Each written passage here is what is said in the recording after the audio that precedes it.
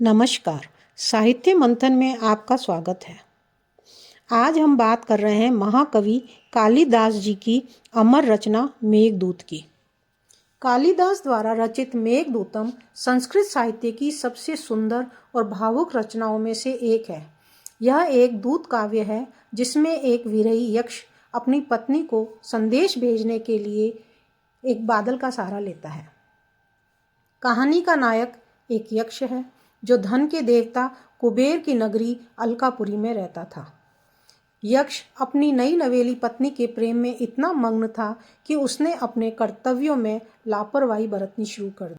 इससे क्रोधित होकर कुबेर ने उसे 1 वर्ष के लिए देश निकाला का श्राप दे दिया और उसकी दिव्य शक्तियां छीन ली। रामगिरी पर्वत पर विरह श्राप के कारण यक्ष को अपनी प्रीतमा से दूर दक्षिण भारत के रामगिरी पर्वत पर रहना पड़ा। विरह की अग्नि में जलते हुए यक्ष को 8 महीने बीत गए और वह काफ़ी कमज़ोर हो गया। जब आषाढ़ मास का पहला दिन आया और आकाश में उमड़ते हुए बादलों को देखा तो यक्ष की व्याकुलता बढ़ गई। उसे लगा कि उसकी पत्नी भी उसे याद कर तड़फ रही होगी।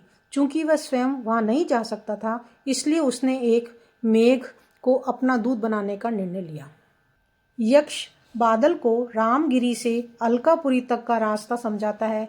कालिदास ने यहाँ भारत की प्राकृतिक सुंदरता का अद्भुत वर्णन किया है। यक्ष बादल को बताता है कि उसे उत्तर की ओर जाना है। रास्ते में उसे आम्रकूट पर्वत, विंध्याचल और नर्मदा नदी मिलेगी। वह बादल को उज्जैन जाने के लिए कहता है, जहाँ महाकाल का मंदिर है।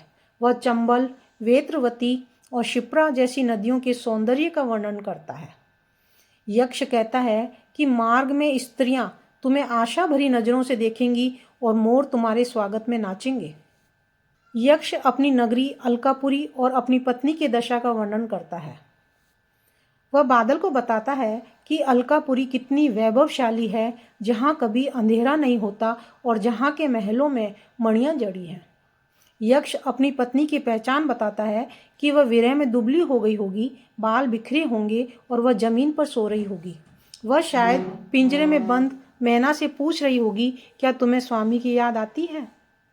अंत में यक्ष बादल के माध्यम से संदेश देता है, प्रिय घबराओ मत, श्राप के केवल 4 महीने बचे हैं। हम फिर मिलेंगे और हमारे सुख के दिन वापस आएंगे।